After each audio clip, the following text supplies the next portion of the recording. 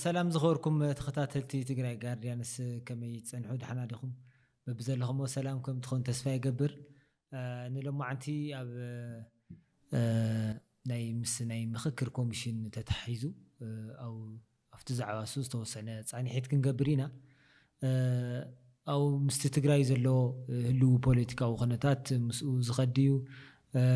كافتي تي مخكر كوميشن كأب تقرأي نمسرح تفايد اللو ديو مسؤول تتحازو زعواتات كن دهسسينا كسامو داتا مسانا كتصنحو بخبري زعدن بلاي قاعد حنمتها او لما عنتي مستي ناي مخكر كوميشن تتحيزو استفلاليو حساباتنا تلعلو قنيم يومو او نتوسنا تي زلو حواريتاتات نيشتين تملكتنا خنبلمو كاو او زرياسو حسابات حصر بيلنا نتملكتي كنغلصينا كم زفلت ناي ايثيوبيا مخكر كوميشن ياو كاب زتعيش صنيحلو ياو ز مخكر كوميشن زي استفلاليو علاماتات حيزو يوزن قساس زلو كم زفلت ز مخكر كوميشن ياو أب استفلالي كللات ناي إثيوبيا استفلاليو مدرخات أساليت له يو كم زفلت كلاتنا ون محورا ميديا أو مينستريم ميديا ون كتاتو لينا تي ناي مخكر كوميشن زوصو من مجلسات زوم حسابات مالتيو أب تقرأي كساب حزي أي تخايدن زلو زي ناي مخكر كوميشن برقز كاب ناي غازيطنياتات كاب استفلالي محاورات كاب استفلالي وداوتات ياو نا አዲስ አበባ صويعو استفلالي ميتات قدم ميت غير نيرو اوزون بزحات حسابات تلعيلهم نيرهم يوم قدم كبل اوزياتهم استلعلو حسابات تاعيوم ياو ناي تግራي ኣብዚ ሕሳዓት ትግራይ ዘላትሉ ኩነታት እዩ ብዝበለፀ ተንፀባሪቑ ነይሩ ብፍላይ ድማ ምስ ናይ ትግራይ ግዛእታዊ ሓድነት ተታሒዙ ምስ ናይ ምምላስ ተመዛበልቲ እዙታት ተታሒዙ ነቲ ናይ ምክክር ኮሚሽን እዚኣቶም ኣብ ዘይተፈፀመሉ ግዜ ህዝቢ ትግራይ ኣብ ምንታይ ኮይኑ እዩ ምክክር ከካይድ ንኣብነት ኣብ ሱዳን ዘለው ተመዛበልቲ ኣለው ሱዳን ዘለው ተሰደዱ ኣለው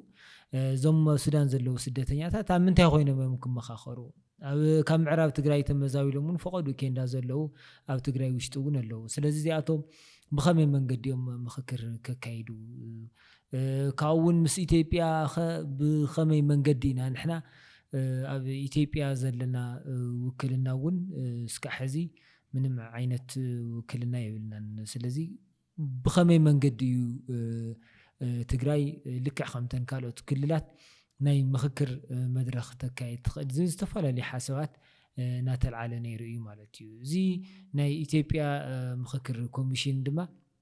ምስ ናይ ትግራይ ዝተተሓሓዙ ዝተፈላለዩ መግለጽታት ውን ናውፀ ነይሩ እዩ ኣብቲ መድረኽ ካብ ዝተልዓሉ ቅድም ክብል ትሕዚ ዝገለጽክዎ ኣው ካብ ዝተልዓሉ ሓሳባት ውን ናይ ናይ ፖለቲካዊ ሕቶታት ዘሎ ናይ ውዕሊ ፕሪቶሪያ ምትግባር እሱታት ዝተተሓዘ ንሕና ምንም ዓይነት ንገብሮ ነገር የለን ያው ፌደራል መንግስቲ ሓሳብ ነቐርብ ተዘይኮይና ካሊ ምንም ንሕና ንፈጥሮ ማለት ንዓና ዝምልከት እሱስ ንዓና ዝምልከት ኣይኮነን እንዛ ዓይነቱ ሓሳብ ኣልዒሎም ከም ዝነበሩ ውን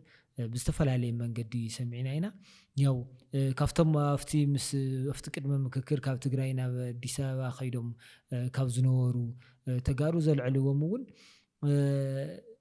ከምዚ ዓይነት ምክክር እንድሕር ተካይዱ ተሓስቡ እንድሕር ኮይንኩም ያው ናይ ፌደራል መንግስቲ እቲ ናይ ውዕሊ ፕሪቶሪያ ክትግብር ናይ ትግራይ ግዛኣት ክምልስ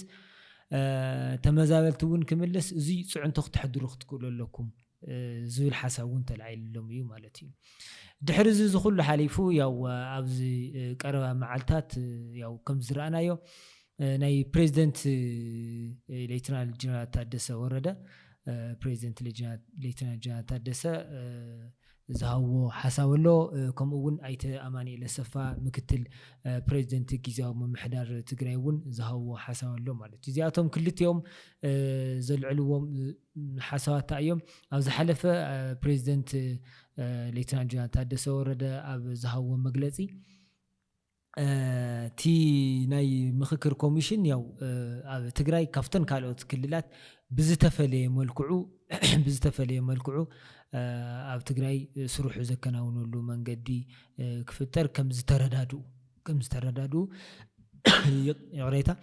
ዝተረዳድኡ ገሊፆም ነይሮም። ድሕሪ ዝተወሰነ መዓልቲ ድማ ኣይተ ኣማኒኤል ኣሰፋ እውን ምስ ሪፖርተር ዘውፅኦ ፀብፃብ ነይሩ። ኣብኡ ምናልባሽ ዳይሬክተር ናቲ ምስሊ እንድሕር ኣዳልይዎ እውን ናይ ሪፖርተር ኣላ ምስ ሪፖርተር ቀይሕ ምልክት ዝገበርናላ ኣላ ወስ እዚኣ ማለት እዩ። ኣይተ ኣማኒኤል ኣሰፋ ንሪፖርተር ዝሃብዎ ሓሳብ ኣሎ። ኣብዚ እውን ያው ኣብ ትግራይ እቲ ኣመቺ ዝኾነ ኩነታት ከም ዘየለ ዝገለፅሉ መንገዲ ኣሎ ኣይተ ኣማኒኤል ኣሰፋ። ኣብዚ ካብቲ ዘልዕልዎ ኣብዚ ናይ ትግራይ ክልል ያው እቲ ኮሚሽኑ ኣብቲ ዘለዎ ግዜ ናይ ምውዳእ ማለት ኣብ ትግራይ ማለት እዩ እቲ ኣጀንዳ ናይ ምስብሳብ ያው እቲ ከም ምምኽኻር ምስ መራሕቲ ክመኻኸሩ ከም ዝኽእሉ ግን እቲ ህዝቢ ኣኪብካ ኣጀንዳ ኣብ ምእካብ ግን ተመዛበልቲ ኣብ ዘይተመለስሉ ውዕሊ ፕሪቶሪያ እውን ኣብ ዘይተተግበረሉ ግን እቲ ናይ ኣጀንዳ ምትእኽኻብ ያው ምቹው ባይታ ከም ዘየለ እዮም እቲ ኣይተ ኣማኒኤል ኣሰፋ ገሊፆም ዘለዉ ማለት እዩ። እዚ እንታይ እዩ ዘርእየካ ያው እቲ ናይ ምክክር ኮሚሽን ኣብ ትግራይ ኣጀንዳ ናይ ምትእኽኻብ ስራሕቲ ክሰርሕ ዝንቀሳቐስ ዘሎ ያው እሱ ንምግባር ትክክለኛ ከም ዘይኮነ ዓይነት እዩ። ምክንያቱ ምናልባሽ ዳይሬክተር ናታ ምስሊ ምፅዋ ነይሩ ኣብቲ ኣይተ ኣማኒኤል ኣሰፋ የትግራይ ክልል አገራዊ ምክክርን ከመጀመሩ በፊት ወይ ህገ መንግስታዊ ስርዓቱን መመለስ አለበት ተባለ ኢሉ ዝወፀ ፀብፃብ ቅናይ ቅድሚ ሕዚ እዚ ታዩ ያው ዝተፈላለዩ ግዚያት እናተባሃለ ነይሩ ዋላ ሕዚ ኣብ ቀረባ ግዚያቱን ከምዚኦም ዓይነት ቅዋማት እናተገለፁ ነይሮም እዮም ብወገን ኣብቲ ግዚያዊ ምሕዳር ዘለዎ ኣካላት ከምኡ እውን ኣብ ህወሓት ዘለዎ ማለት እዩ። ታዩ እቲ ናይ ሕገ መንግስታዊ ስርዓት መጀመርያ ክምለስ ኣለዎ እቲ ናይ ትግራይ ግዝኣታዊ ሓድነት ክምለስ ኣለዎ ተመዛበልቲ እውን ኣብ መረበቶም ኮይኖም ዝመኽርሉ መንገዲ ክፍጠር ክኽእል ኣለዎ ተዘይኮይኑ እዚ ምቹው ዝኾነ ባይታ የለን ዝብል ሓሳብ እዩ። ኮይኑ ግን ብናይ ፌደራል መንግስቲ ዘለውን እቲ ናይ ምክክር ኮሚሽን ዝመርሑ ዘለዉ ኣካላት ድማ ኣብ ዝተፈላለየ መንገዲ ይገልፁ ኣለዎ። ኣብ ትግራይ ናይ ኣጀንዳ ናይ ምትእኽኻብ ስራሕቲ ኣብ ዝሓፀረ መዓልትታት ከም ዝካየድ እዮም ዝገልፁ ዘለዉ ማለት እዩ። እዚ ባዕሉ ንባዕሉ እውን ዝዋቃዕ ኣሎ ብወገን ግዚያዊ ምምሕዳር እውን ዝወሃቡ ዘለዉ ዝተፈላለዩ ሓሳባት ኣለዉ እቲ ናይ ኢትዮጵያ ናይ ምክክር ኮሚሽን እውን ዘልዕሉ ሓሳብ ኣሎ። ስለዚ ኣብዚ ዝተፈላለዩ ሓሳባት እዮም ዝለዓሉ ዘለዉ ማለት እዩ። ዝተፈላለዩ ተጋሩ እውን ያው ነንባዕሎም ሓሳባት ኣብዚ ትኩረት ብምግባር ይገልፁ እዮም ማለት እዩ። ምናልባሽ ኣብዚ ዝኾነ ቪድዮ ኣለዋ ምናልባሽ ዳይሬክተርና እውን ተዳልይዋ ምስ ናይቲ ናይ ምክክር ኮሚሽን ተተሓሒዙ ቅድሚ ሕዚ ናይ ኣብቲ ናይ ምክክር ኮሚሽን ኣብ ሓላፍነት ካብ ዘለዋ ማለት እዩ ኣብ ሓላፍነት ካብ ዘለዋ ዝተናገረኦ ዘረባ ነይሩ። ምናልባሽ እሳተን ዝተናገረኦ ሰሚዕና ክንምለስ እሞ ድሕር ኣዳልይዋ ተኮይኑ ዳይሬክተርና ማለት እዩ። ግን እስካብ ዘዳልያ ችግር የብሉ ተወሰነ ሓሳባት ኣብቲ ዙርያ ሱ ዝተወሰነ ሓሳባት ክነልዕል ዋላ ኣብኡ ተኣየን ኢለን እቲ ናይ ምክክር ኮሚሽን ኦልሬዲ እቲ ስራሕታት ከም ዝሰርሕ ዘሎ ነገር ግን ኣብዚ ዝለዓሉ ሓሳባት ኣለዉ ከም ቅድመ ኩነት ዝቕመጡ ምስ ውዕሊ ፕሪቶሪያ ተተሓሒዙ ምስ ናይ ትግራይ ግዝኣት ምምላስ ተተሓሒዙ ማለት እዩ። ምስኡ ተተሓሒዙ ዝለዓሉ ሓሳባት ኣለዉ እዚኣቶም ተተግቢሮም እቲ ፌደራል መንግስቲ ተተግቢርዎም ያው ፅቡቅ ተዘይኮይኑ ግን ያው እዚ እሳቶም እሱ ናይ ምትግባር ሓላፍነት ከም ዘይብሎም እየን ገሊፀን ማለት እዩ። ብካሊእ ድማ እቶም ነቲ ናይ ኢትዮጵያ ምክክር ኮሚሽን ካብ ዝመርሑ ዘለዉ ኣካላት ድማ ኣብ ሰሙን እዚ ናብ ሚድያ ወፂኦም እውን ብናይ ኢትዮጵያ ቴሌቭዥን ዝተፈላለዩ ሓሳባት እናገለፁ ነይሮም። ኣብ ትግራይ ኣብ ዝሓፀረ ግዜ ናይ ምክክር ኮሚሽን ናይ ኣጀንዳ ምትእኽኻብ ስራሕታት ከም ዝሰርሑ ከምኡ እውን ብዜና እወጃታት ኣቢሎም ድማ ነቲ ናይ ህዝቢ ትግራይ እቲ ናይ ምክክር ኮሚሽን ኣጀንዳ ከም ዝፅበዮ ዘሎ ከም ዝደልዮ እውን ህዝቢ ትግራይ ይገልፅሎ እዩ ብዝተፈላለየ ኣጋጣሚታት ብምባል ሓደ ክልተ ሰባት ናብ ሚድያ ብምቕራብ ያው እቲ ህዝቢ ትግራይ ከም ዝደልዮ እቲ ናይ ምክክር ኮሚሽን እዮም እናገለፁ ነይሮም ማለት እዩ። ስለዚ ሓፈሻዊ ያው ኣብ ትግራይ ናይ ምክክር ኮሚሽን ኢትዮጵያ ኣብ ትግራይ ኣጀንዳ ናይ ምትእኻብ ስራሕቲ ኣብ ዝሓፀረ መዓልቲ ከሳልጥ ይሸባሸብ ከም ዘሎ እቲ ንሪኦ ዘለና ሓበሬታ የመላኽት ማለት እዩ። ምናልባሽ ኣብዚ እንታይ እዩ ከልዕል ዝደሊ በላይ ምናልባሽ ስኻታ ሓበሬታ ዝኾነ ተሃሊካ እንተመልከትና ክተካፍል ትኽእል ኢኻ። ኮይኑ ግን ምስታ ሓይዝካ ክተልዕሎ ዝደሊ ሓሳብ ግን ኣሎ። ሓደ እንታይ እዩ እቲ ናይ ምክክር ኮሚሽን ኣብ ትግራይ ኣጀንዳ ከኣኻኽብ ተፈቒዱሉ ድዩ ወይስ ኣይተፈቐደሉን ዝብል ዝተፈላለዩ ሓሳባት ኢና ንሰምዕ ኣለና። እቶም ምክትል ግዝያዊ ምምሕዳር ዝገለፅዎ ኣሎ፣ እቶም ፕሬዚደንት ዝገለፅዎ እውን ኣሎ ማለት እዩ። ኣብዚ ሕዚ ሰዓት ከብስሩ ኸ ንህዝቢ ትግራይ ኸ ዝረብሕ ድዩ ማለት ረብሓ ኣለዎ ዶ ኸ ናይ ትግራይ ኣጀንዳ እውን ክኸውን ይኽእል ዶ ዝብል ኣብኡ ሓሳብ ክትበሉ እቲ ዕድል ንዓኻ ክበካ በላይ። ቅድሚኡ ግን ምናልባሽ እታ ቪድዮ እንድሕር ኣዳልይዋ ትላልቅ ጉዳዮች ይቀርፋል ብለን እናምናለን እና ይህንን ምክክር ስናስብ አይ ምክክር ውስጥ ከመግባታችን በፊት ይሄ ጉዳይ ሊፈታልን ይገባል የሚል ነገር ከተቻለ ጥሩ ነው፣ ግን ላይሆን ይችላል። በምክክር ወቅት ሊፈቱ የሚገባቸው ጉዳዮች መቅረብ ይኖርባቸዋል። ምክክሩን እንደ አንድ መድረክም የትግራይ ህዝብ ሊወስደው ይችላል። መንግስትና ህዝቦች መካከል ያለው አለመግባባትን ጭምር ለመፍታት የተቋቋመ ምክክር እንደመሆኑ መጠን እንደዛ ሊታሰብ ይገባል ማለት ነው። ያው ሰሚዕኻ ኢኻ በላይ እና ኣብዚ ለለካሪቶ ሓሳብኻን ክሰምዐካ እሞ ምሰነ ተሓይዝካ ግን ብስሩሲ ኣብ ትግራይ ዝተፈቒዱሉ ድዩ ኣጀንዳ ከተኣኻኽብቲ ኮሚሽን ምክክር ኮሚሽን ከምኡ እውን እንታይ እዩ ንትግራይ ዘለዎ ረብሓ ልብል ሕፅር ኣቢልካ ኣብኣተን ሓሳብ ሃበለን እሞ ናብተን ካልኦት ነጥብታት ክንሰግር። ፅቡቅ ኣልሓና ኣነወይ እቲ ምክክር ኮሚሽን ኣነ ክጅምር ተለኹ ኣቦይ ነደይን ነንበይኖም ፀሎቶም እዩ ዝበሃል ብትግርኛ ዘራርባ እዚኦም እዘን ኣይፈልጠኒ እዘን ሰበይቲ ዛረባ ዝነበራ ንዓይ ለግዠሪ እዩ። ለግዠሪ ማለት ናይ ቅንጦት ሕቶይ ናይ ቅንጦት ዘረባ እዩ። ተጋሩ ናይ ባዕልና ሕቶ ኣለና። ኣብ ክልተ ከፊል እየ ዝሪኦ። ናይ ተጋሩ ሕቶ ኣሎ፣ ናይ ኢትዮጵያውን ሕቶ ኣሎ። ናይ ተጋሩ ሕቶና እንታይ እዩ? ኢቤስ መጀመርታ ናይ መቐመጫ ኢላ ንዓና ዘገድሰና ብህፁፅ ክግበር ዘለዎ 40% መሬትና ይመለስ። ቅድሚቱ ውግእ ዝነበረት ትግራይ ክሪኣ ደሊ 1.1 ሚልዮን ህዝቢ ኣብ ቴንዳን ብማይን ብቁርን ዝኩሉ ነብጓዕሉ ዝነበርና ዝኩሉ ኣሕዋትና ወለድና ዝሞት ዘለዉ ጠጦ ይበል ናብ መረበቶ ይመለሱ። ባጀቶም ኮይ ተቆራረፀ ይምፃእ። ትካላት ናይ ትግራይ እውን ስራሕን ክሰርሓ ምግዳፍ እዩ። ካልኦት ንትግራይ ዘዳኽም ስራሕቲ ጠጠው ምባል ንዓይዚ ፕራዮሪቲ እዩ። ንዓይዚ ከም ትግራዋይ እዚ ሕቶይ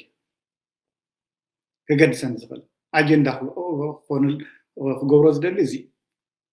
ኢትዮጵያውያን ናብ ኢትዮጵያውያን ሰሰጊርና ኢትዮጵያውያን እዚ ትብልኦ ዘላ ሰበይቲ ኣይኮነ ኢትዮጵያውያን ናይ ምንባር ሕቶ እውን ኣለዎ። ኣብ ኣምሓራ ዘሎ ኩናት ባይዘወይ ሓደ ፀብፃብ ወፂሎ ብኣዲስ ስታንዳርድ ማንም ሰብ ሪፈር ክገብሮ ክእል እዩ 31% ናይ ኣምሓራ ክልል ቆልዑ ትምህርቲ ቤት ኣይኣተውሉ። ዓዲ ወይ ጠፊ ዘላ ቆልዑ ምምሃር ጠጠው ተቢሎም ዓዲ ትድንኩር እያ ዘላ ዓዲ ጠፊ እያ ዘላ። ሓደ ዓመት ጠጠው ምባል ክንደይ ናይ ከምዝና ገምት እዛ ናይ ትምህርቲ ቫልዩ ዘለካ ሰብ ትምህርቲ ማለት እንታይ ማለት ኣብ ዓዲ ኦሮሞ ከመይ እንሄ ኩናት ኢትዮጵያውያን ስራሕ ስእነት ኣሎ ኢትዮጵያውያን ናብራ ከቢርዎም ኣሎ ኢትዮጵያውያን ካብ ኣዲስ ኣበባ ናብ ሓደ ቦታ ክትበፅሕ ብቀዳማይ ሓደ ቆልዓ ሓበን ገለ ዝበሃል ገንዘብ ተጠይቆም ወለዱ ስለ ዘንግዑ ቀቲሎም ደብረዮም ካብ ኣዲስ ኣበባ ወፂኻ ናብ ሓደ ከባቢ ብሰላም ኣቲኻ ብሰላም ይትወፅእ ናብራ ናይ ኣዲስ ኣበባ ከመይ ኢሉ ከቢሩሉ ዶላር ይበፅሕ ኣሎ ዝኾነ በቃ ናይ መንግስቲ ሰራሕተኛታት ደሞዝ ናይ መንግስቲ ተቐቢሎም እቲ ደሞዞም ምስቲ ናብራ ምምጥጣን ኣብ ሆቴል ፈስቲ ሆቴል ከይዶም ፕላስቲክ ሒዞም ተረፍ እንጀራ ደይኮኑ ዝልምኑ ዘሎ ሶና ኢትዮጵያውን ሕቶ ክብለካ ዝደልስ ዝሃገር እዚኣ ናብ ሰላም ምምፃእ ዝሃገር እዚኣ ናብ ንብሩ ምምፃእ ዝሃገር እዚኣ ናይ ፋኖ ሕቶ ይኹን ናይ ኦነግ ሕቶ ይኹን ናይ ዝተፈላለዩ ናይዞ ኢትዮጵያን ሕቶ ኮፍ ኣቢልካ ተራዳዲኻ ናብ ሰላም ምምፃእ ናህና ናይ ተጋሩ ነጊረካ ሕቶና ካሊእ እዩ መሬትና ንመለሰልና ተፈናቀሉ ይመለሱልና ናብ ንብሩ ንመለስ እዩ ኢትዮጵያን ድማ ናይ ምንባር ሕቶ ኣለዎ ምንባርን ዘምንባር ኩናት ብኩሉ ኣሎ ብዓፋር እውን ሰላም የለን እንታይ ኣኽለካ ለግጀሪ ኣቦይ ነደይ ነንወይንም ፀሎቶም ክብለካ እንተለኹ ናይ ኢትዮጵያን ሕቶ ኣይኮነን እንታይ ዳ ዝግበር ዘሎ ናይ ኣብዪ ኣሕመድ ወንበር ምፅናዕ እዩ ናይ ኣብዪ ወንበር ንምንታይ ክፀንዕ ተደልዩኒ ኣነ እቲ ፕራይም ሚኒስትር ኣይድልየንን እሞ ፕረዚደንት ክኸውን እየ እቲ ፕራይም ሚኒስትር ዝበኒ ስልጣን ንእሽተ እዩ ፕረዚደንት ተኮይነ ግን ካብ ዝለዓለ ድለይ ክገብር ዝተረፈ ነገር እኳ የለን ግን ዋላ ነቲ ሽሙን ፕረዚደንት ክበሃል ናይ ቅንጦት እዩ ዝጥቀና ዘሎ ህዝብታት ግን ጠምዮም ይውዱ ኣሎ ህዝብታት ግን ብኩናት ይውዱ ኣሎ ህዝቢ ኣምሓራ ግን ብድሮውን ይጭፍጨፍ ኣሎ ፅባሕ ፅባሕ ማለት እዩ ሕገ መንግስቲ ንገምግኒ ምን ዝብላ ዘለዋ ሕገ መንግስቲ ንዓይ እንታይ ይጠቕመና ገሶ ህዝቢ ትግራይ ክጭፍጨፍ ተሎ ህዝቢ ትግራይ ጆኖሳይድ ክግበር ተሎ ሕገ መንግስቲ ይነበረ እንዲዳ ዘይርሕነኒ ሕገ መንግስቲ ሃልዩ ተወረረ መሬት ዘይመልሰለይ ብሕገ መንግስቲ እኮ ምዕራብ ትግራይ ዝብል ሕገ መንግስቲ ሃልዩ ኩሉ ኣብተን ናይ ፌደራል ትካል ንምንታይ ኣዘን ዘይሳተፍ ኣብቲ ፌደሬሽን ኣብቲ ፓርላማ በሎ ኣብቲ ስራሕ ፈፃሚት ኣብቲ ኢትዮጵያ ብሙሉ ዘካትተት ኣብ ኮይ ኣለኹን ኣነ ትግራዋይ ሕገ መንግስቲ ሃልዩ ንዓይዚ ውሕስና ዘይበኒ ናይ ጉራብቲ ሓይሊ መፅኦም ክጭፍጭፉኒ ሕገ መንግስቲ ጠጠው ዘይብለለይ ፌደራል ብሕገ መንግስቲ ዝኽየት ኮይኑ እቲ ፌደራል ሓይሊ እኮ ተኸላኸላይ ድስ በዓል ከምቲ ደጋጊምና ንብሎ ምስቲ ናይ ጎረቤት ሓይሊ ደሚሩ መፅኡ ደቂ ኣንስትዮና ዝደፍርን ንዓና ብጃምላ ዝጨፍጭፍን ጆኖሳይድ ኣበይ ሎት ሕገ መንግስቲ ንዓይ ሕገ መንግስቲ ኢለ ክዛረብ ኣበይና እዩ ጎዲልዎ ኣበይና ክውስኸሉ ኢሉ ብዛዕባ ሕገ መንግስቲ ኮፍ ኢለ ኣብ ወረቐት ኣሎ ሕገ መንግስቲ እምበር ዝዓዲ እዚኣ ብሕገ መንግስቲ ከይደ ኣይኮነትን ዝዓዲ እዚኣ ጨፍጫፊት እያ ዝዓዲ እዚኣ ጆኖሳይድ እያ ዝዓዲ እዚኣ ባይዞ ሕገ መንግስቲ ዕሪኻ ኣይኮነትን ዲኮንስትራክት ክትግበር ኣለዋ ዝዓዲ እዚኣ ናይ በርዝ ዲፌክት ኣለዋ ናይ ኣፈጣጥራ ዝዓዲ እዚኣ ንናይ ባዕላ ህዝቢ ምስ ካሊእ ጎራብቲ ኮይና ትጭፍጭፍ ዓዲ ኣነ ብዛዕባ ሕገ መንግስቲ በዚ ወሰኮ በዚ ቀንሶ ክጅመር ከበይ ሰርሕ ይፈልጥ ሕገ መንግስቲ ዘይከላኸለይ ዘይድሕነኒ ንዓይ ውሕስና ዝበኒ ሕገ መንግስቲ ኣይኮነ ናብኡ ደ ከተመሊስና ኢና እዩ ሕዚ እቲ ናይ ምክክር ኮሚሽን ሲ ትግራይ ሲ ኣብዚ ሕዚ ሰዓትስ ለለዎ ኣጀንዳታት ኣለዉ ማለት ብስሩ ትግራይ እውን ከይኮናን ኒና ከም ትግራይ ሲ ደው የብልናን ዘለና ኣካል ኢትዮጵያ ድና ኣይኮናን እውን ሲ ማለት ግልፂ እዩ ትግራይ ሲ ዝኾነ ዓይነት ውክልና የብለን ናብ ፌደራል መንግስቲ ግዛእታት ተቆራሪሱ ኣሎ ተመዛበልታት ተበቲኖም ኣለዉ ስለዚ ኣብ ኬንዳ ኮፍ ኢሉ ንሃልየስ ስለ ናይ ኢትዮጵያ ንዓት ስለታ ዝፈናቐለትካ ናብ ኬንዳ ዝደብሬትካ ዓዲ ብዛዕባ ኣስስ ንዓ ንመኻኸር ማለት ከምዚ እኮ ዝበሃል ዘሎ ማለት እዩ ናይ ተመዛበልቲ ጉዳይ ከይተመለሰ ናይ ትግራይ ግዛኣት ከይተመለሰ ምክክር ምክያድ እንታይ ረውሑ ንሕናስ እንታይና ንርባሕ መጀመርታ እንዶቲ ብቲ ሕገ መንግስታዊ መሰረት እንዶ ኣካል ኢትዮጵያ እንዶ ንኹን መጀመርያ ናብቲ ሕገ መንግስታዊ ርክብ ዶ መጀመርያ ንመለስ ናይ ሕገ መንግስታዊ ናብኡ ከይተመለስካ ፈቆዱ ህዝብካይ ግዛእትካይ ተበቲኑሲ ንዓ ስለና ኢትዮጵያ እንታይ ትገብረሊ ኣነ ኢትዮጵያ ስለና ኢትዮጵያ ፅባሕ መፃ ዕድልሲ ንዓይ እንታይ እዩ ዝገብረሊ ሕዚ ኣነ መጀመርያ እኮ ደው ክብል ክኽእል ኣለኒ ተዓዲ መጀመርታ ደው ክትብል ትክእል ኣለዋ ግን ብስሩ ግን ኣብዚ እቲ ግዜያዊ ምምሕዳር ሲ ፈቂዱ ድዩ እዩ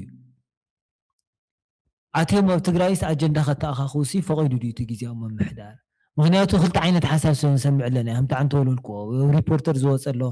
ናይ ምክትል ግዜያዊ ምምሕዳር ኣይተማንኤል ሰፋ ከምኡ እውን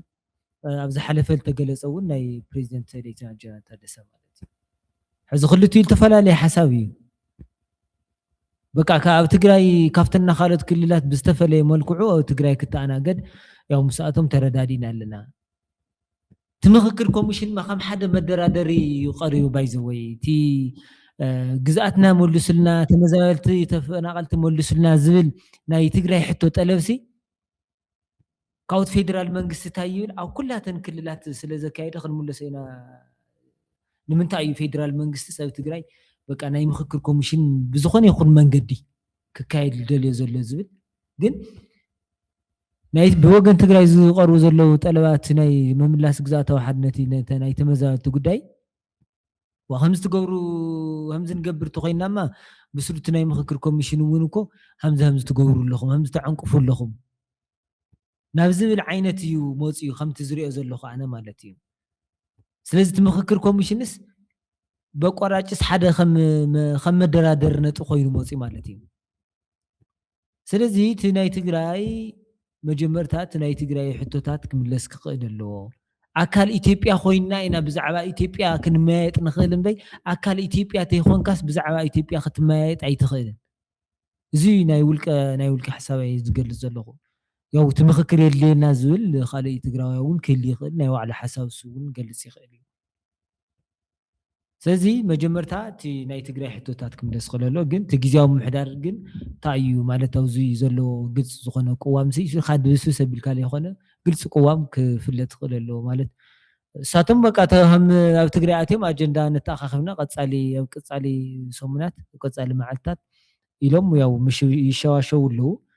ከመይ ዓይነት ምክክር እዮም ከካይዱ ንመን እዮም ክእክቡ ዝተፈለጠ ነገር የለን ማለት እዩ ስለዚ ኣብኡ ዘተሓሒዝካ ግን ትገልፆ በላይ ማለት ንምንታይ ፌደራል መንግስቲ እቲ ናይ ምክክር ኮሚሽን ኣጀንዳ ከተኣኻኽብ በቃ ፅዕንቶ ይገብር ኣሎ ኣብቲ ግዜያዊ ምምሕዳር እውን ፅዕንቶ እዩ ዝገብር ዘሎ እቲ ብወገን ግዜያዊ ምምሕዳር ዝቐርብ ናይ ትግራይ ሕቶታት ኣሎ እዚ ይመለሰልና እዚ ይመለሰልና ዝብል ንዕኡስ ከም ሓደ መደራደር ነጥብ ዝቐርብስ ናይ ምክክር ኮሚሽንስ እሱ ከይፍፀም ትዕንቅፉ ኣለኹም ዓይነት እዩ ሕዚ ናይ ፌደራል መንግስቲ እቲ ናይ ምክክር ኮሚሽን ኣብ ትግራይ ብቲ በለ ብዝኾነ ይኹን መንገዲ ክፍፀም ዝደልዮ ዘሎ እቲ ናይ ፍትሓውነቱ ወይ ናይ ኣሳታፋይነቱ ገለመለ ገለ ኣይኮነን በቃ ኣብ ትግራይስ ምክክር ኮሚሽንስ ኣጀንዳ ናይ ምትእኻብ ስራሕ ሰሪሑ ተባሂሉ ክዝረብ ጥራሕ ይድሎ ኣሎ እዚ እንታይ እዩ መበገሲኡ ተይልና ኣብ ኩለን ክልላት እቲ ናይ ምክክር ኮሚሽን ተሳሊጡ ኣሎ ዝተረፈ ኣብ ትግራይ እዩ ስለዚ ኣብ ትግራይ የካየድኩም እዩ ዝብል ዝተፈላለዩ ፅዕንቶ ይበፅሕ እዩ ናብቲ ፌደራል መንግስቲ ንፅባሕ ንግሆ እውን ዝኾነ ሓደ ናይ ማሕበረሰብ ዓለም ሕቶ ተልዕል ተሎ ትግራይማ የዛተኹምን ዝብል ሓሳብ ክላዓሎ እዩ ማለት እዩ ስለዚ ብካልእ ኣበሃላ ያው ኣብቲ ፌደራል መንግስቲ ናይ ባዕሉ ዝኾነ ፅልዋ ይህልዮ ማለት እዩ ማለት ትግራይ ዘይተሳተፈትሉ ምክክር ኮሚሽን እዩ ተኻይዱ ክበሃል ይኽእል ማለት ስለዚ እዚኣ ክትበሃል ኣይደልያ ፌደራል መንግስቲ ስለዚ መልክዕ ዘለዋ ትኹን መልክዕ ዘይብላ ትኹን ብዝኾነ ይኹን ምክንያት ኣብ ትግራይ ኣቲኻ በቃ እቲ ዝረብሕ ኣይረብሕ ብዘየገድስ ትግራይ ምክክር ኮሚሽን በዘዳለየ መድረክ ተሳቲፋ ኣጀንዳ ምትእኻብ ተሳቲፋ ዝብል ፕሮፓጋንዳ ንምስራሕ ዝዓለመ ጥራሕ እዩ ስለዚ ንዚኣ እዮም ዝጓየዩ ዘለዉ ኢለ ዝኣምን ኣነ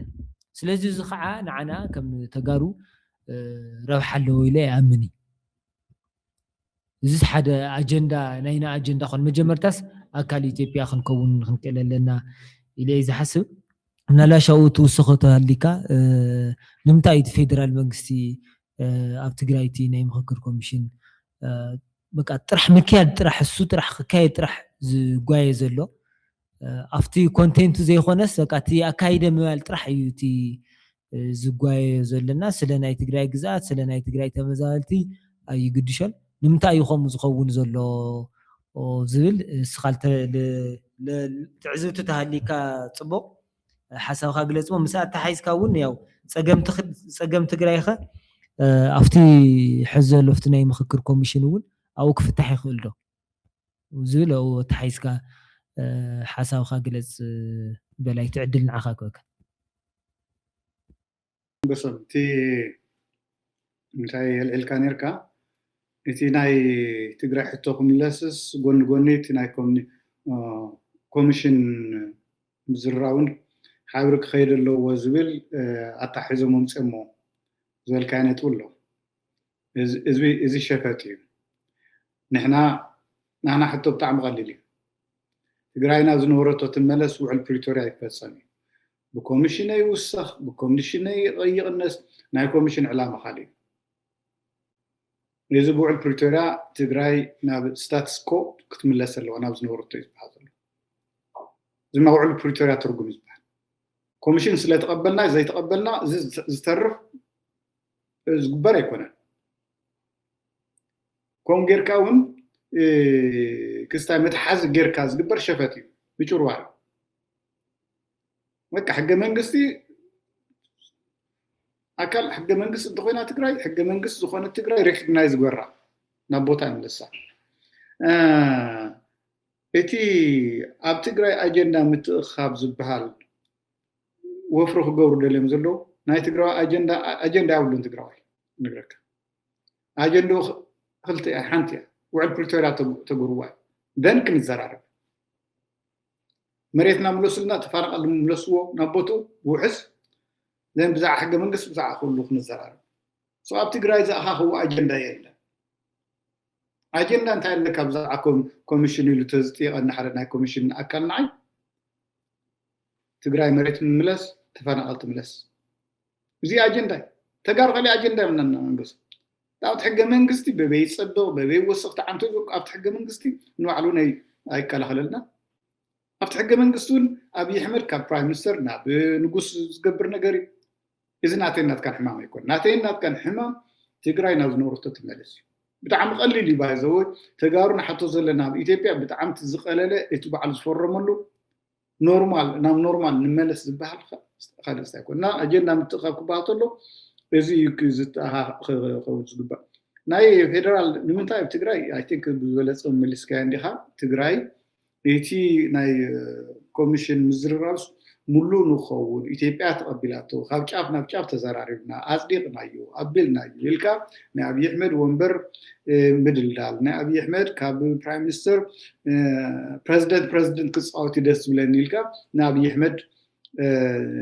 ንምሕጓስ ዝግበር ነገር ትግራይ እውን ኣካል ናይዚ ኢልካ ዝግበር ዘሎ ሸፈጥ ምጭርባር እዩ ዝሃገር እዚኣ ዝመንግስቲ ሸፋጥን መጭርባር ካብ ጆኖሳይድ እኳ ዝዓቢ ፀርፊ የለን ጆኖሳይደር እዩ ብተግባር ዝገበሮ ሕጂ ኣነ እንታይ ይመስለካ እቲ ፌደራል ንዕቐት እዩ ባጫ ኮይ ቀልዲ ኮይ ኣብቲ ናና ቆስሊ ጨው ዝንስንሰልና ዘሎ ኣብቲ ሰባት ብጥሜት እንዳሞቱና ብዛዕባ ሕገ መንግስቲ ንስኻ ብሒርልካ ክብል ኣዲስ ኣበባ ከይድካ ክትዛረብ ኣያጥዕመለይና መሬተይ ብክስታይ ተወርውሩ እንዳሃለወ ሕገ መንግስቲ በዚ ጉደል በዚ ኣይ ብሱር ናብ ሓንጎለ እውን ኣይመፅን ክንዱ ዓይነት ሰነፋት ኣይኮናን ክንዱ ዓይነት ንእሽተይ ካፍንጨና ርሒቕና ዘይንሓስብ ኣይኮናን ናብ ቦታና ንመለስ ቦታና ንመለስ ተፈናቀል ናብ ቦቱ ይመለስ ናይ መቐመጫና ሞኖረ ኮፍ ኢልና እንተስ ሕገ መንግስቲና ተኻሊ መዋፅእ ክነምፅእ ክንዱ ወርሒቕና ንሓስብ ግን እቲ ፌደራል መንግስቲ እንታይ መስለካ ይዋጩ ይቕልድ ዘሎ ካብ ንዕቐት ዝመፀ እምበር ናና ሕቶውን ጠፊኡ ኣይኮነን ናይ መጨረሻ ክብላ ዝደሊ ግን እንታይ መስለካ እቶም ናህና መራሕቲ ዝብዎ መልሲ ደስ ኣይብለንን ዘሎ ብዛዕባ እዚ ክንዘራረብ ተኮይና ቀዳምነት እዚአን ግበሩ ኢልካ ምዕፃው ምቕማጥ ምዕፃው ማለት በቃ እዚአን ነሳልጡ ናይ ህዝቢ ትግራይ ኣጀንዳ ክንጠኻኽብ ህዝቢ ትግራይ ኣጀንድኡ ንሱ እዩ ኢልካ ምምላስ ካልእ ኣጀንዳ ይብሉ ንሶም ድማ እዞም መራሕቲ ብጣዕሚ እዮም ሕማቃት መራሕቲ ዘለውና ኣብቲ ናይ ተመዛበልቲ ጉዳይ እውን እያ ከም መደራደሪ ነጥብ ኣምፂዎ ኣብቲ ናይ ግዝኣት ምምላስ ኣብቲ ናይ ተመዛበልቲ ምምላስ ናይ ምክክር ኮሚሽንስ ከም ሓደ መደራደሪ ነጥቢ እዩ በቋራጭ ኣምፂዎ ዘለዎ ከምኡ ዓይነት እያ ኣነ ተመልኪተ እሞ እንታይ መስለካ ኮሚሽን መፅኡ ብዛዕባ ተመዛበልቲ ክደራደር ይክእልን እዩ ንድሕሪት ኢና ንምለስ ዘለና ኣብቲ ውዕል ፕሪቶርያ ፌደራል መንግስቲ ባት ፌደራል መንግስቲ እቲ ናይ ምክክር ኮሚሽን ከይሰርሕስ ትዕንቅፍዎ ኣለኹም ዓይነት እቲ ፌደራል መንግስቲ በዓሉ እዩ ካሊእ ኣጀንዳ እዩ እቲ ሕጂ እንታይ መስለካ እቲ ኮሚሽን ኣብ ሃገር ሙሉእ እንዲ እንዳዘወረ ዘራርብ ዘሎ ኣብ ሃገር ዘራርብ ዘሎ ድማ ኢትዮጵያ ብከመይ ትቐፅል ብከመይ ክስታይ ናይ ተፈናቀልቲ ምምላስ ካሊእ ኣጀንዳ እዩ ናይ ግዛት ሓድነት ትግራይ ምርግጋፅ ካሊእ ኣጀንዳ እዩ ምስ ኮሚሽን ዝተሓዝ ነገር የብሉን እዚኣ ናይ ውዕል ፕሪቶርያ ይመልስ ተዘይመልስ ድማ ንሱ ትፀገምና ማለት እዩ ናይ ኮሚሽን ክስታይ ኣጀንዳ ከተኣኻኽብ የብለሉ እኮ ህዝቢ ትግራይ እንታይ ኣጀንዳ ኣለካ ኢሉ ክጥይቀና ዝመስሉ ኣብቲ ሕገ መንግስቲ ኣለኩም ኣብ ኣሰላልፋ ዶ እቲ ናይ ሓይሊ ሃገር ከመይ ቀራርፃ ኖ ኣጀንዳ የብልናን ኣጀንዳና እዚአን ኢልካ ምምላስ እቶም መራሕቲ ቁሩብ ክስታይ ዘይኮንስ ዋላ ንዓለም ይኹን ኣነ ኦፊሻል ዝኾነ መግለፂ ዝኣምን ጀነራል ታደሰ ወረደ እውን ብዛዕባ እዚ ኮሚሽን ንበሃል ዘለና መርገፂና እዚ እዩ ንሃና ኣጀንዳ እዚ እዩ እዚ ገበረልና ካብኡ ዝተረፈ ኣብ ናይ ሕገ መንግስቲ ገለ ኣቲና ክስታይ ንፈታፍተሉ ናይ ቅድሚያ ፕራዮሪቲና እዚ እዩ እዚ ድማ ዓለም ፍለጡልና እዚ እውን ካልኦት ፍለጡልና ኢልካ ኣጋዊሕካ ተዛሪብካ ዘረባ ምዕፃው ተሪፉ ብፌደራል መንግስቲ ሽርሸር እዮም ዘለዉ ይዳኸም እዮም ዘለዉ ወልገድገድ ዝበለ መልሲ እውን ዝወሃብ ዘሎ እሱ ኣይኮነን ዝምጥነና ኣጀንዳ ተጋሩ እዚአን በቃ ካልእ ኣጀንዳ የብላ ድሕሪ እዚአን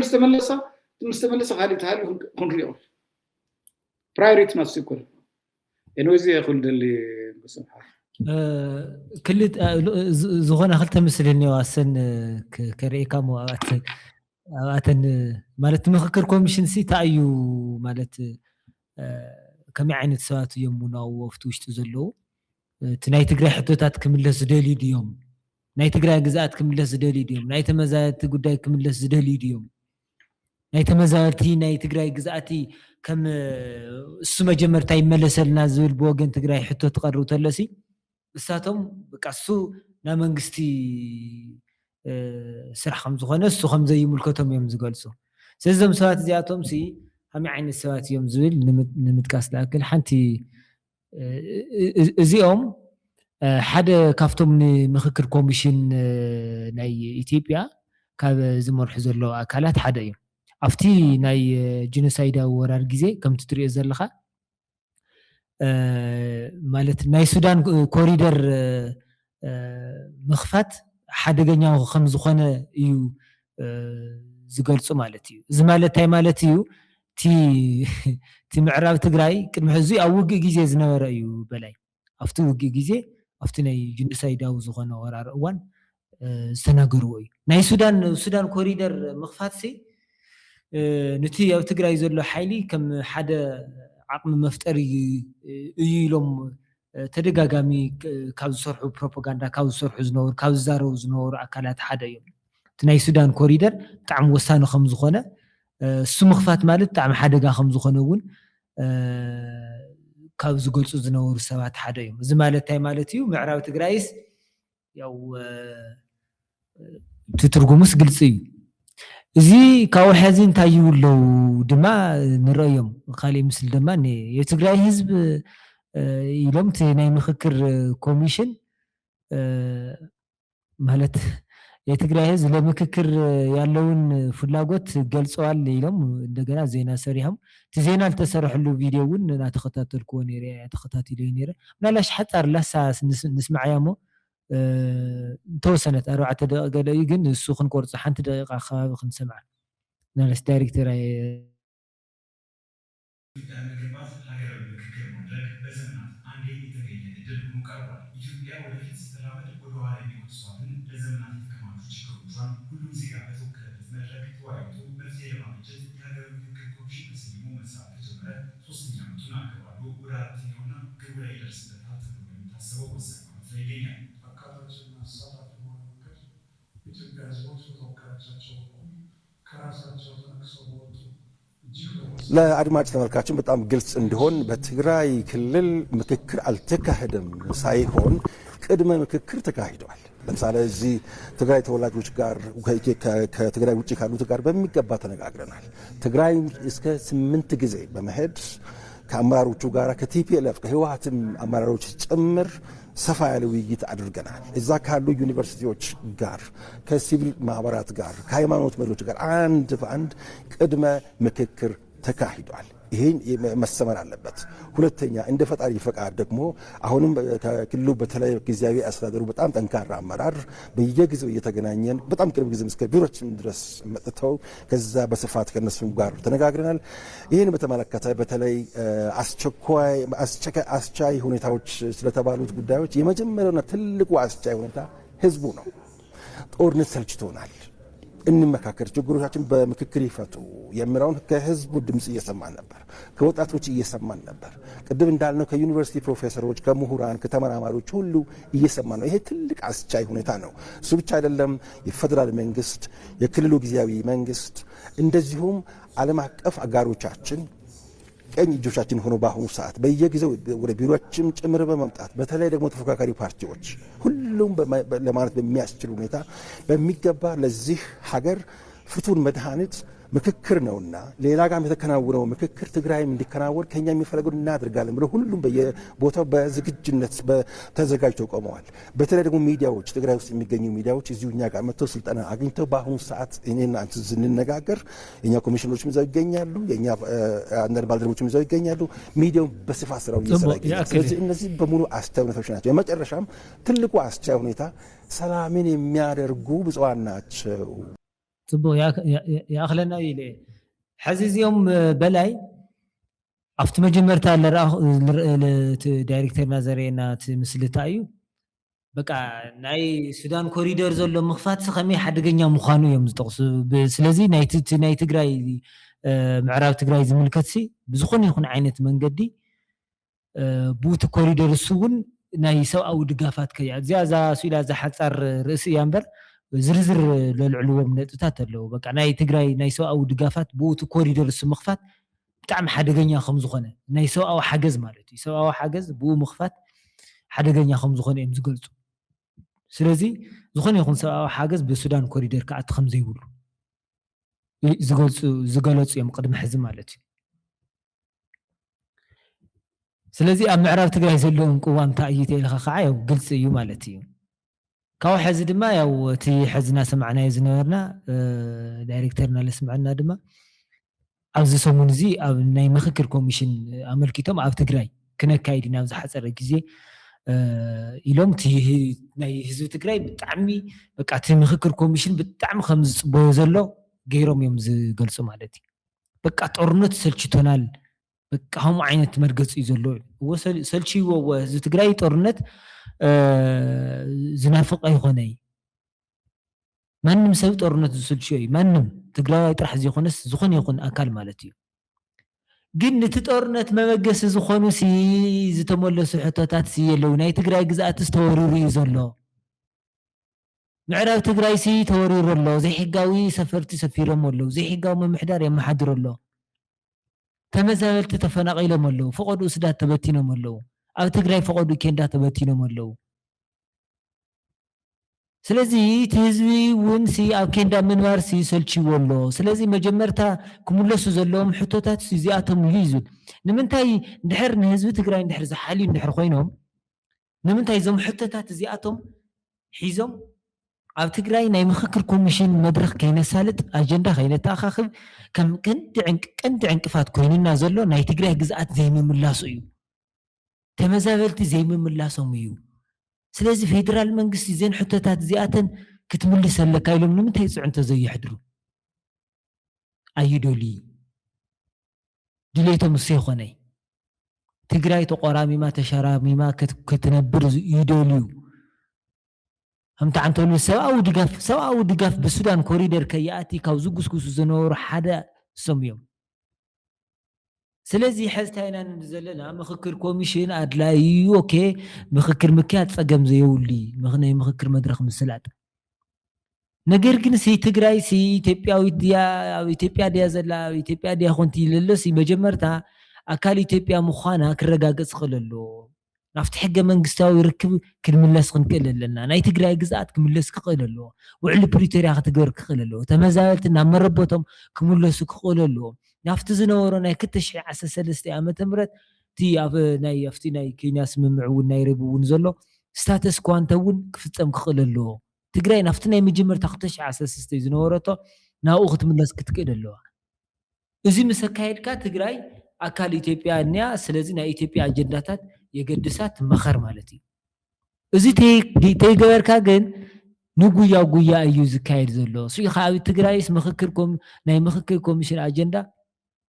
ኣሳሊጡ ምክክር ኮሚሽን ኣብዚ ናይ ኣጀንዳ ምትእኽኻብ ኣሳሊጡ ተባሂሉ ናይ ውሽጢ ዓድን ናይ ደገን ፕሮፓጋንዳ መጥቀሚ እዩ ጉያ ጉያ ዘሎ እምበይ ንህዝቢ ትግራይ ብምሕላይ ኣይኮነይ ንህዝቢ ትግራይ ዝሓሊጡ ኮይኖም እቶም ዓንተው ዘልዑልናዮም ሕቶታት ክምለሱ ክኽእሉ ኣለዎ ኢለ ዝኣምን እዚኣ እታ ናይ መወዳእታ ሓሳብ እያ ምናልባሽ ኣብዚ እስኻ ትብሎ ታሃሊካ ትዕድል ክበካ ናይ መወዳእታ ደቃይቕ ስለ ዝኾና ንዓኻ ክበካ በላይ አንጎስ ማይነ ወይት ኩሉ ኳ ዳርጋ ተባሂሉ እንዲስ አሁን ጽቡቅ ጌርካ ገለጽካ እንዲኻ አሁን ብዙሕ ክስታይ ዝመጦ ነገር የብለይን ግን ካብቲ ዘረቡ ህዝቢ ኢትዮጵያ ጦርነት ሰልችና ይብለሎ ይብሉ ኦኬ ጦርነት ሰልችና እንተይሉ ጦርነት ከመይ ጌርካ ትፈትሕ ከመይ ጌርካ ዕልባት ትገብረሉ ካብ ጦርነት ናብ ሰላም ትመጽእ ንዝሪቲ መዘራረብ ክምጽቦ እዚ ኣጀንዳ ከም ዘሎ እዚ እንተኮይኑ ድማ እቶም ጦርነት ዝገብሩ ዘሎ ሓይሊ ዓድሞም ኣምሓራ ዝግበር ዘሎ ግጭት ብሰላማዊ መገዲ ናይ ሰላም ፍታሕ እስከምፅእ ኣብ ኦሮሞ ዘሎ ከም ጌርካ ምፅእ ኣብ ትግራይ እውን እንድሕር ውዒድ ሓዲሩ መሬትና 40% መሬትና ትውርድ 1 ሚልዮን ነጥቢ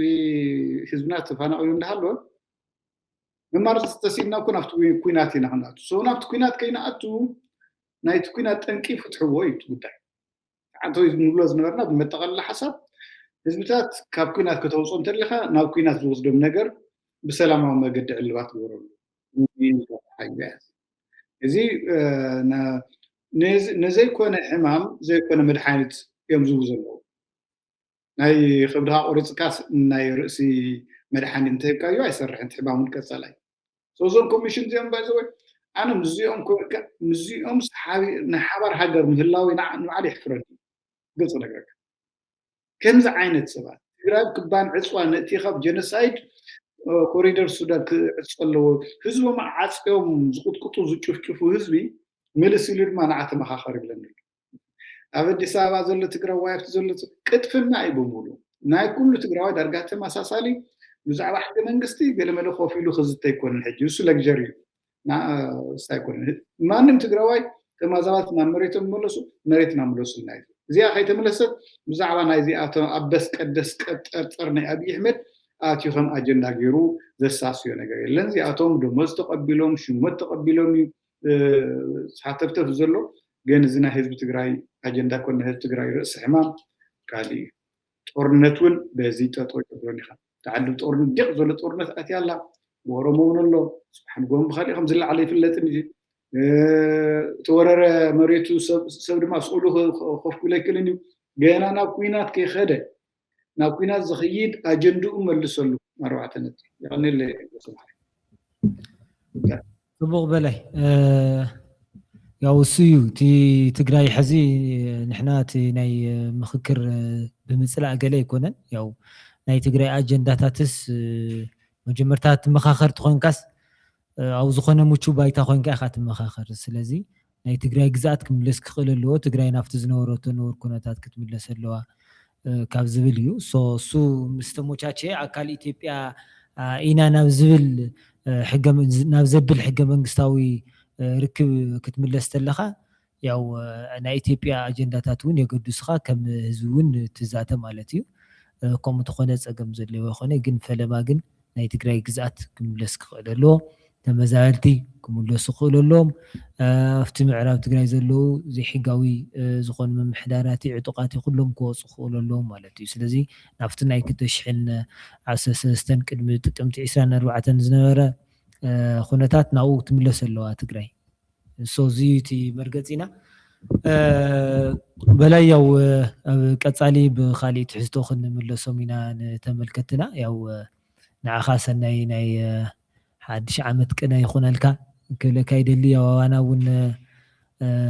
ዓመት በዓል እዩ። ዓመት በዓል ቅነ ይኹነልና። ስለዚ ንሎማዓንቲ ኣጀንዳና እዚ ይመስል ማለት እዩ። በላይ ይቀኒልና። ቀኒልና ዝኸበርኩም ተኸታተልቲ ትግራይ ጋርድያንስ ንሎማዓንቲ ዝሓዝናዮ ኣጀንዳ ኣብ ናይ ምክክር ኮሚሽን ኢትዮጵያ ተታሒዙ ነዚ ይመስል ነይሩ። ኣብ ቀፃሊ ብካሊእ ኣጀንዳ ክንረኸብ ኢና። ንኩላትኩም በቢ ዘለኹሞ ሰላም ክኾነልኩም ንምነ። ቀፃሊ እስካብ ንረኸብ ሰሰናይ ንዓኹም ሰላም።